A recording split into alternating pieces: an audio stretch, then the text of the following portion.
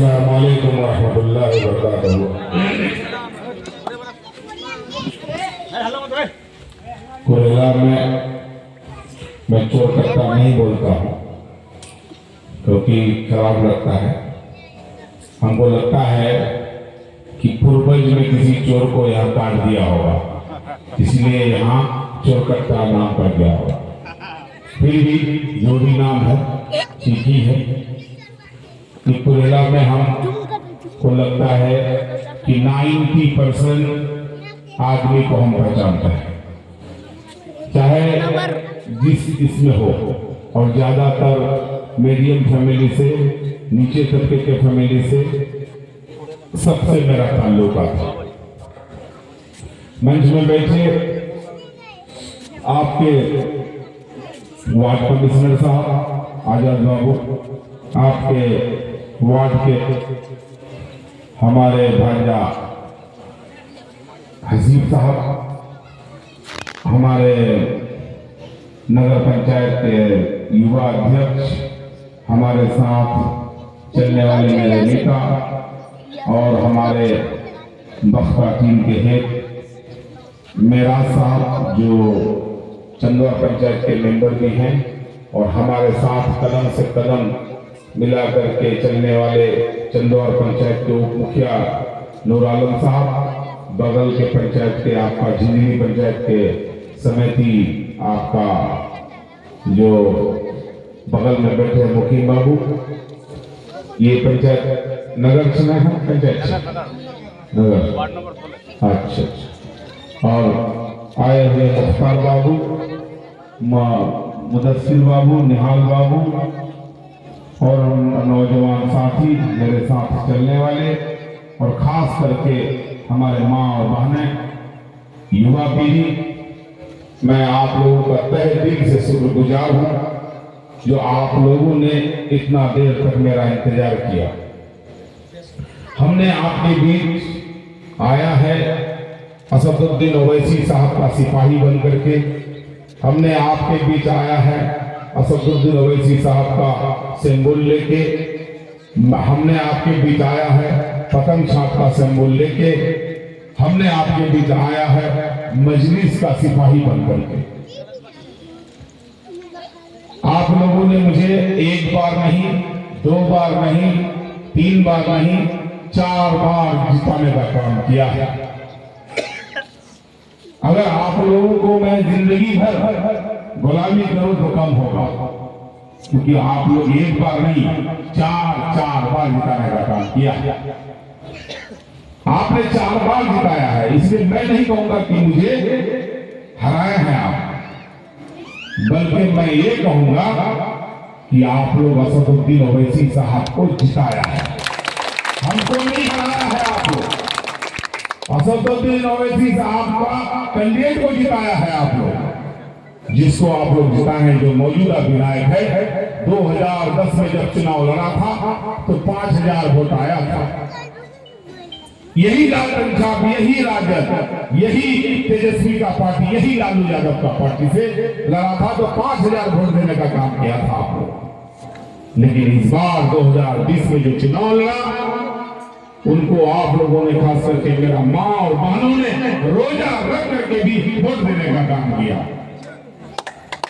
हमारा भाई जितने भी नौजवान साथी था, युवा पीढ़ी, असदुद्दीन ओवैसी साहब को जिताने के लिए हमसे भी बगावत किया, लेकिन आप लोगों का फैसला सही था।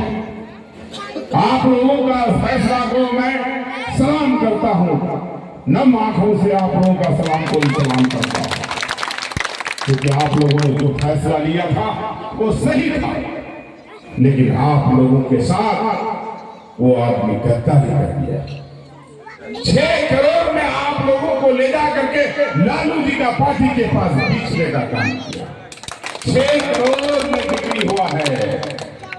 आज क्या कहता है कि हमारा भले काम नहीं होता था, इसीलिए हम भले उस पार्टी में चले गए।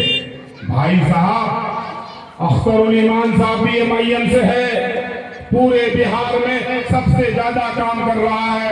800 करोड़ का योजना ला करके अमोर ने ये साबित कर दिया कि पूरे बिहार में एमआईएम का जो प्रत्याशी, एमआईएम का जो एमएलए है, सब पर भारी है। जब खड़ा होता है विधानसभा में तो नीतीश कुमार घबरा जाता है। आप आरोप लगाने से पहले आपको थोड़ा सोच लेना था।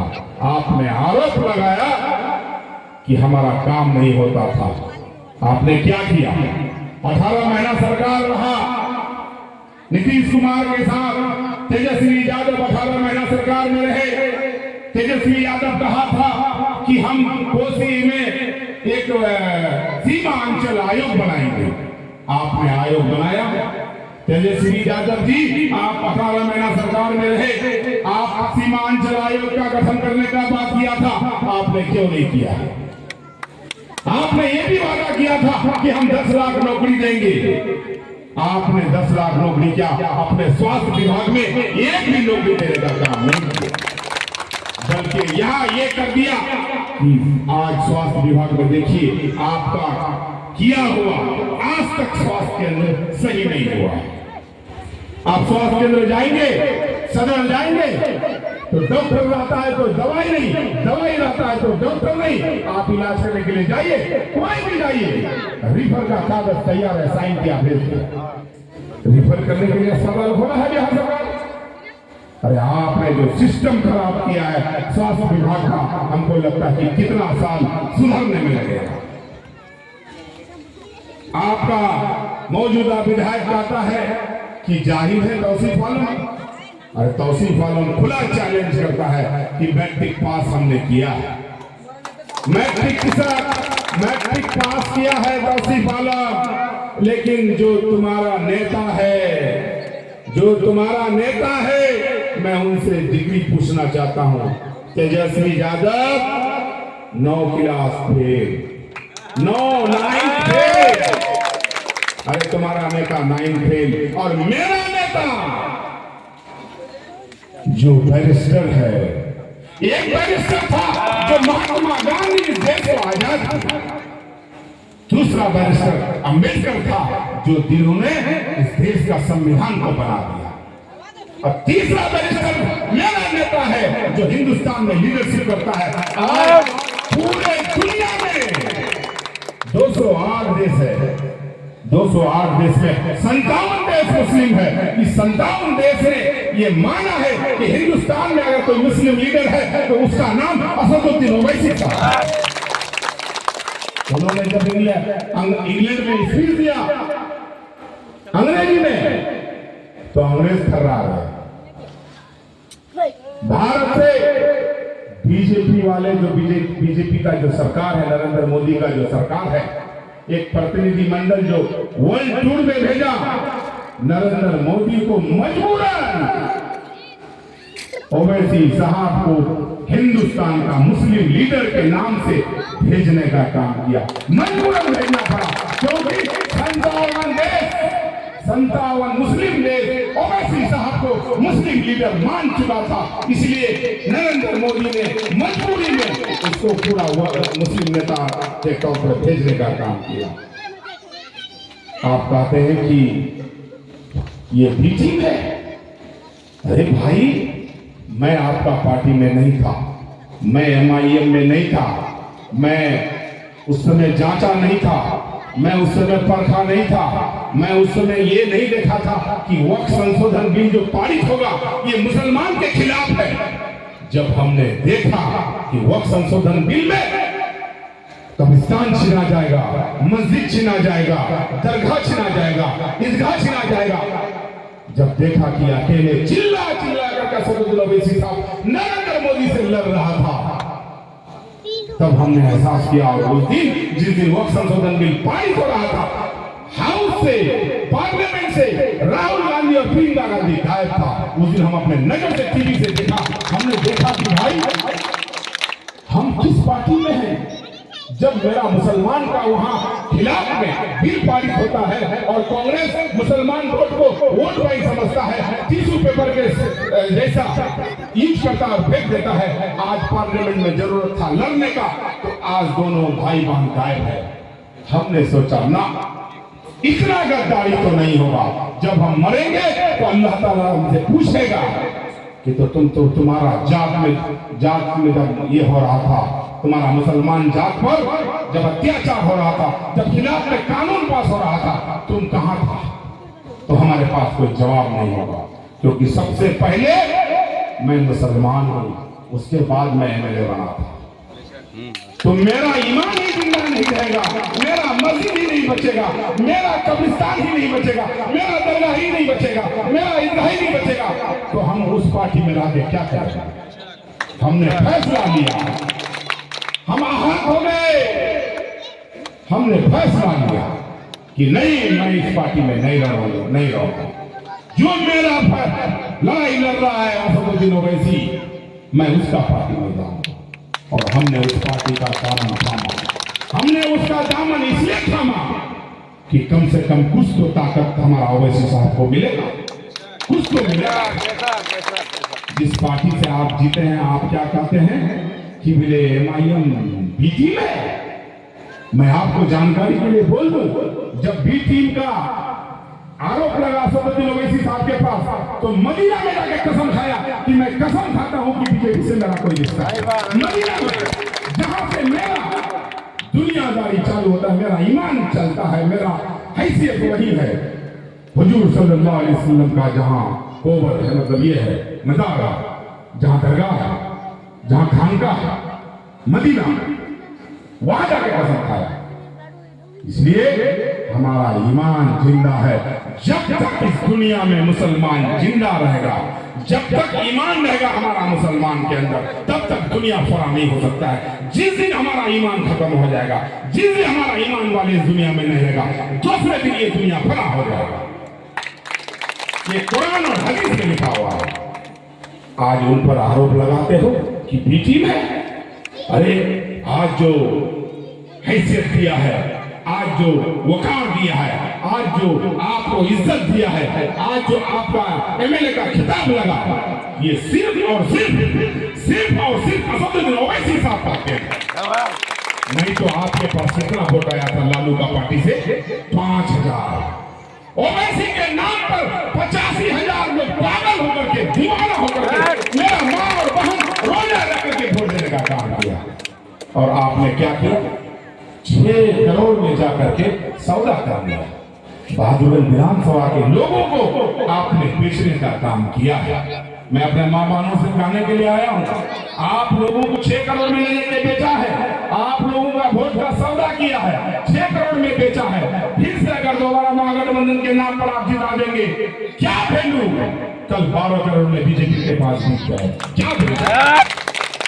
तौसीफ आलम पर 10 रुपया का आरोप नहीं है, दल बदलू का आरोप नहीं है। हमको तो निर्दलीय यहाँ से जिता करके भेजा था और हमने मशवरा किया था कि किस पार्टी में जाए। पूरा इलाका का कहना है कि आप कांग्रेस में जाइए। उस समय कांग्रेस ही एक पार्टी था जो मुसलमान का रहबर भी करता था। आज कहते हैं कि 1 सीट और 2 सीट जीतने से क्या होगा? 1962 में ये पार्टी बनी है। 1962 से पार्टी ये जिंदा है। पहले दादा था, उसके बाद उनका पिताजी हुआ, अभी बेटा चला रहा है। 1981 में बीजेपी पैदा हुआ। अरे हमने नहीं पहचाना तो 1962 से अभी तक लड़ रहा है, अकेले लड़ रहा है। हमारा कौम नहीं पहचाना, अभी तक नहीं पहचाना है। जिस दिन पहचान जाएगा उस दिन हुकूमत हिंदुस्तान में हमारा होगा, बिहार में हमारा प्रधानमंत्री भी होगा, हमारा मुख्यमंत्री भी होगा, हमारा MP भी होगा, हमारा MLA भी होगा। 1962 में ये पार्टी पैदा हुआ है और बीजेपी 1981 में पैदा हुआ। पहली बार एक सीट लाया था बीजेपी, 1981 में 1 सीट लाया था।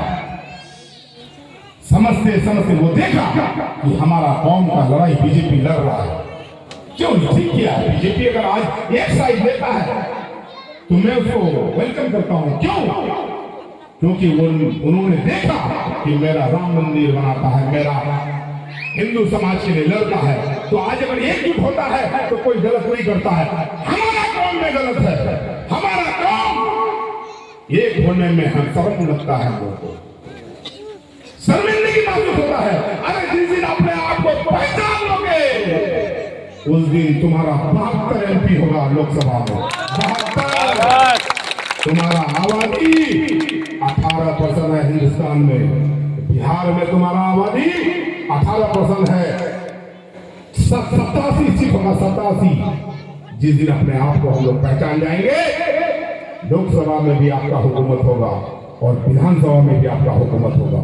हैदराबाद में 7 सीट है, MIM का 7 सीट है, सरकार कांग्रेस का है, विपक्ष में MIM है। जब खड़ा होता है साथों तो CM को पूछना पड़ता है, अकबरुद्दीन भाई पूछिए क्या काम है। तो अकबरुद्दीन भाई ने कहा कि अरे हम तो मुसलमान का भले लड़ाई लड़ते हैं, लेकिन तुम तो हिंदुत्व का लड़ाई लड़ते हो। जो पूर्वज का एक मंदिर है उस मंदिर को क्यों नहीं काम कराते। तो अकबर भाई से कहा कि आप बताइए, अगर आपके तरफ से ऑब्जेक्शन नहीं है तो हम उस मंदिर को स्वर्ण से बना देंगे। तो अकबरुद्दीन ओवैसी साहब कहा कि MIM मजलिस किसी हिंदू का विरोध नहीं है, किसी CI का विरोध नहीं है, किसी ईसाई धर्म का विरोध नहीं है, सिर्फ मुसलमान का सपोर्ट नहीं है। इंसानियत के खिलाफ जो जाता है उसके खिलाफ MIM लड़ता है। आप बेशक मंदिर में पैसा दीजिए, मेरे तरफ से कोई ऑब्जेक्शन नहीं। तो अकबरुद्दीन ओवैसी साहब को कहा कि कितना दे दें। तो अकबरुद्दीन ओवैसी साहब कहा कि 3 अरब रुपया दे दीजिए, और सरकार ने माना 3 अरब रुपया उसने घोषणा कर दिया मंदिर के नाम पर।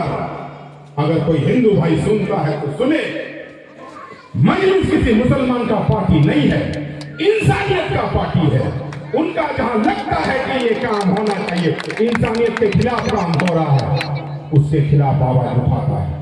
आप नजीम का मर्डर करवा दोगे तो कुछ नहीं बोलेगा, आप अखलाक का मर्डर करवा दोगे तो आपको कुछ नहीं बोलेगा, आप कैलू का मर्डर करवा दोगे तो आपको कुछ नहीं बोलेगा। ये RSS और बजरंग दल मिल करके टोपी वाला दाढ़ी वाला देख करके मरवाता है लोग। जब जब जुल्म हुआ है तब तब मजलिस खड़ा है। और ये बजरंग दल और ये RSS वाले को मैं कह देना चाहता हूँ कि तुम एक तमंचा मारोगे दाढ़ी देख के, टोपी देख के, तो बजरंग दल RSS सुन लो, मजलिस तुमको 2 तमंचा मारोगे। तुम्हारा माँ दूध पिलाया है और मजलिस का परिवार को दूध नहीं पिलाया है। अरे कोई डॉक्टर का दूध नहीं पिलाया है, बल्कि ये है, मेरा ईमान है कि अगर सर झुकेगा तो अल्लाह के आगे झुकेगा। तुम्हारा जालिम बादशाह के आगे मेरा सर नहीं झुकेगा। तुम मेरा कुछ नहीं कर सकते हो। अरे मैं तो फिलिस्तीन गाजा वालों को सलाम करता हूं। ऐसा मुसलमान अगर हो जाए गाजा वाला की तरह तो नरेंद्र मोदी का बाप भी आ जाएगा तो हमको झुका नहीं सकता। मैं गाजा वाला को सलाम करता हूँ, फिलिस्तीन वाले को मैं उनका ईमान पर, उसका तौहीद को देखते हुए मैं सलाम करता हूँ।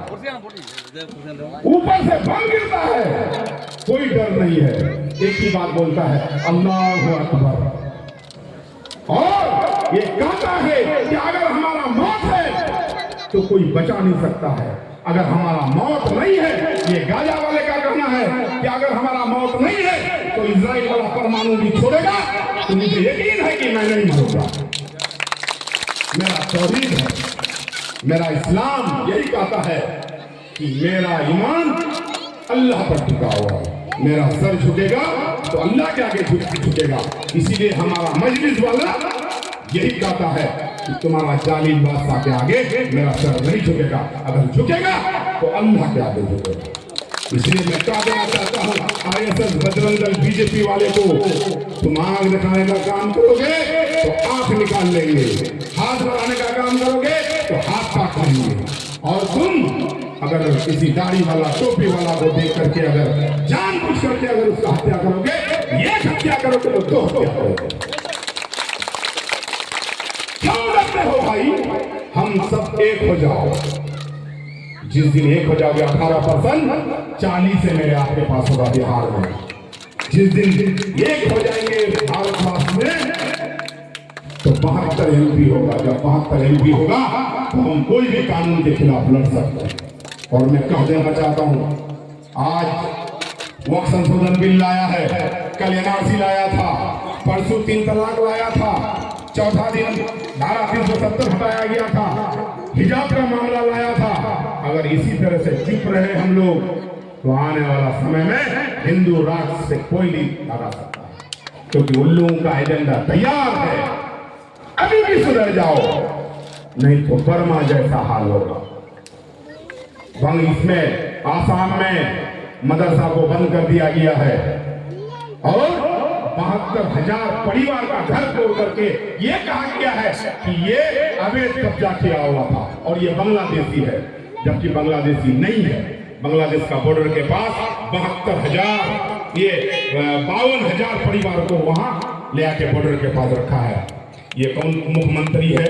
निमोचिया वो आसाम का, वो आए बिहार, साले से निपटेंगे हम लोग, समझ गए? साला अपने आप को समझता है कि हम मुख्यमंत्री। अरे मुख्यमंत्री हो ठीक है, तुम्हारा कुर्सी को सलाम करता हूँ, लेकिन तुम्हारा कारनामा को जूते के नीचे रखता हूँ। तुम जिसको कहोगे कह दोगे बांग्लादेशी, यही हिंदुस्तान का कानून है। मैं नरेंद्र मोदी से कहना चाहूंगा कि उस मुख्यमंत्री को हटाइए। जब तक अंबेडकर का संविधान जिंदा है तब तक तुम हमको उंगली भी नहीं उठा सकते हो। इंशाअल्लाह अल्लाह ताला पर उम्मीद है और यकीन है, तौहीद पर दुनिया कायम है। इसीलिए मैं तौहीद पर यकीन रखता हूँ और मुसलमान धर्म तौहीद पर टिका हुआ है। इसीलिए मैं कह देना चाहता हूँ आप लोगों को जो ठगा है उसको जवाब जरूर दीजिएगा। असदुद्दीन ओवैसी साहब का नाम रोशन सबने नीचे कर दिया है, उसको जरूर जवाब दीजिएगा। हमने ईटा का खिलाफ आवाज उठाया, हमने ईटा का खिलाफ आवाज उठाया। सारे दुनिया में 6,000 7,000 ईटा बिकता है, लेकिन बहादुर में 11,000 12,000 बिकता है। मैं जब लड़ाई छड़ा पूरा गद्दा वाला एक हो गया, मीटिंग किया, मेरे खिलाफ में केस करने के लिए जा रहा था। हम ले जाओ केस करो, तो उसी पालम 17 केस लड़कर के यहाँ है, ये केस और हमने कहा था, माई आकर के कहा था एक केस और था लेंगे, लेकिन ईटा का रेट में हम कंप्रोमाइज नहीं करेंगे। इन लोगों ने 600 भट्टा से 50,000 कलेक्शन किया। 600 भट्टा में 3 करोड़ रुपया कलेक्शन किया। 3 करोड़ रुपया कलेक्शन करने के बाद जिला से लेकर के पटना तक सब पदाधिकारी को खरीदने का काम किया। पदाधिकारी को काम नहीं किया, लेकिन मैं आप लोगों के पास वादा करने के लिए आया हूं। अगर आप लोग मेरे हाथ में सत्ता देंगे, आप लोग अगर मुझे कामयाब करेंगे, तो सबसे पहले ईटा का रेट घटाने का इंशाअल्लाह। मेरे वक्त में जनता मालिक हुआ करता था, प्रोटोकॉल में है, लोकतंत्र में जनता मालिक होता है, पदाधिकारी नौकर होता है। लेकिन अभी का टाइम में जनता को नौकर बना दिया है, पदाधिकारी मालिक बैठा हुआ है, बन गया है। आप लोग LRT चौक में देखे होंगे, एक निर्दोष बच्चा को उठा करके 1:30 बजे रात में उठाता है और पीटता है और झूठा आरोप लगा करके उसको जेल में ठोस देने का काम करता है। अगर मैं रहता उस दिन मेरे, तो उस थाना प्रभारी का तो हम हिसाब नहीं लेते, लेकिन ये साबित कर देते कि आपका MLA का कितना पावर होता है। और आपका MLA क्या किया? जब नौजवान साथी रोड जाम किया तो जा करके क्या कहा, केस हो जाएगा, केस हो जाएगा। तो भाई केस हो जाएगा तो वो किया तो सही, और हम करें तो हम पर केस हो जाएगा, होगा तो होगा। लेकिन हम लड़ाई जब नहीं लड़ेंगे तो हमारा निर्दोष बच्चा को तो उठा के ले जाएगा, मारेगा, पीटेगा। आज उसको ले जाए, कल उसको ले जाएगा। लेकिन मैं आप लोगों को ये कहने के लिए आया हूं, तौसीफ आलम अगर दोबारा सत्ता में आता है तो इंशाअल्लाह उसका नाम ही काफी। कोई भी थाना प्रभारी बदमाश हो, कोई भी अंचल पदाधिकारी बदमाश हो, कोई भी PDO बदमाश हो, कोई भी रजिस्ट्रार बदमाश हो, कोई भी डॉक्टर बदमाश हो, मैं किसी को ट्रांसफर नहीं करूंगा। आप लोगों के माध्यम से मैं कह देना चाहता हूं, जाके कह दीजिएगा भ्रष्ट पदाधिकारियों को, चाहे तो उन लोगों को सुधर जाना पड़ेगा, वरना यहां से भागने के लिए अर्जी लगाना होगा उसको। मैं ट्रांसफर नहीं करूंगा, मैं ट्रांसफर करूंगा, मैं क्यों करूंगा? तुम सुधर जाओ, नहीं तो सुधारना आता है हमको, हम सुधार भी देंगे, आपने देखा है हमको। तो कहने के लिए बस इतना ही कहेंगे कि आप लोगों को 6 करोड़ में ले जाके भेज दिया और कहीं महागठबंधन के नाम पर फिर आप लोग अगर गलती कर दिए तो फिर हो सकता है कि कल बीजेपी के पास 12 करोड़ में बिक जाए। ये जरूर ख्याल रखिएगा। बस इतना कहूंगा कि 4 कदम के दौरान अगर हमसे कोई गलती हुआ है, मेरे माँ बहन से या फिर मेरा नौजवान साथी से, नौजवान साथी तो उस समय पैदा भी नहीं हुआ था जब हम मुखिया बने थे। 18 साल का उम्र में मुखिया बन गए थे, 24 साल का उम्र में हम एमएलए बन गए थे। आप लोग बना दिए थे, निर्दलीय बना दिए थे आप लोग। तो आप लोग मुझे वहां बैठा दिए हैं जो हमको आज नीतीश कुमार भी पहचानता है। पहचानता क्या है? नीतीश कुमार के पास जो काम हो जाएंगे उसको करना पड़ेगा, क्योंकि जानता है कि बहुत मजबूत आदमी है। तो मैं इतना कहूंगा कि उस 4 कदम के दौरान अगर हमसे कोई गलती हुआ है तो हम माफी का तैयार, उम्मीद है आप माफ करेंगे। लेकिन मैं इतना कहूंगा कि उस समय अगर हम कुछ नहीं भी किए, अभी तो आपका नेता कहता है कि मैं कोई नहीं काम, कुछ नहीं काम किया। गांव में बिजली नहीं था, बाबूगंज विधानसभा में कोई गांव में बिजली नहीं था, बिजली हम कराए, पक्की सड़क हम कराए, हर पंचायत में हाई स्कूल में भवन दिए, हर पंचायत में हर मिडिल स्कूल में भवन दिए, 72 किसान घेराबंदी किए, 84 मदरसा भवन बनाए, 5 पावर स्टेशन बनाए, जो बगल में एक पावर स्टेशन है आपका, एक अलकाबाड़ी में बनाए, एक बलोक में बनाए, एक पथरगट्टी में बनाए, एक तेरागाछ में बनाए। उसके बाद हमको बोलता है कुछ नहीं किया है। ठीक है, हम कुछ नहीं किए, कोई काम नहीं किए 15 साल में, लेकिन एक काम तो जरूर किया। इस 15 साल में एक भी पोस्टमार्टम होने के लिए नहीं किए, हम पोस्टमार्टम होने के लिए नहीं किए। और अभी का टाइम में कब्रिस्तान से लाश उठाया जाता है, और जिस तरह से अपना माँ बहन उस तरह से सबका माँ बहन, जिस तरह से मेरा बेटी का इज्जत उस तरह से मेरा माँ बहन का भी इज्जत है।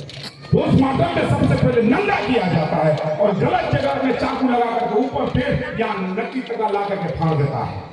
हमने उसी दिन देख करके कसम खाया था कि जब तक मैं रहूंगा पावर में, इंशाअल्लाह हम पोस्टमार्टम होने के लिए नहीं दूंगा, और नहीं दिया। अगर इसलिए करने के लिए अगर अपराध है तो ऐसा अपराध करने के लिए मैं तैयार हूं आगे भी। कुछ लोग चाहता है कि मेरे पोस्टमार्टम होने के लिए नहीं किया, ये तो जुल्म था। अगर ऐसा जुल्म, अगर ऐसा ये करना जुल्म है, पोस्टमार्टम रुकना अगर जुल्म है, तुम्हारे नजर में जुल्म हो सकता है, लेकिन मेरे नजर में मेरे माँ बाप का इज्जत बचाना मेरा फर्ज था, इसलिए हमने बचाने का काम किया। और इस तरह का जुल्म अगर सत्ता आने के बाद भी हमको करना पड़े तो ऐसा हजारों जुल्म करने के लिए मैं तैयार हूं। देखा करके मैं आप लोगों से रुखसत होता हूं। पुरेना वालों को मैं इतना ही कहूंगा कि मैं जानता था कि आप लोग हमको वोट देंगे, लेकिन मैं आप लोगों को ये कहने के लिए आया हूं कि सिर्फ आप लोगों को वोट देने से नहीं होगा। आप लोगों को आज के बाद असदुद्दीन ओवैसी साहब बनना होगा, आज के बाद अकबरुद्दीन ओवैसी बनना होगा, आज के बाद तौसीफ आलम बनना होगा, तभी हमारा कामयाबी हो सकता है। यही कह करके मैं रुखसत होना चाहता हूँ। लास्ट बात मैं अपने माँ बहनों से कहूँगा कि जिस तरह से अगली बार दूसरे के लिए रोजा रख करके भी आप लोगों ने वोट देने का काम किया था, तो मेरे लिए भी मिन्नत मांग लीजिएगा, एक रोजा मेरे नाम पर कर दीजिएगा। रिश्ता जो मांग दो, भाई बहन समझ लीजिए, छोटी बहन समझ लीजिए, रिश्ता में जो मांगिए कहा करके मेरा एक मिन्नत मांग दीजिएगा रोजा का। यही कहा करके मैं रुखसत करता हूँ। यही आप लोगों से आशा रहेगा। अस्सलाम वालेकुम।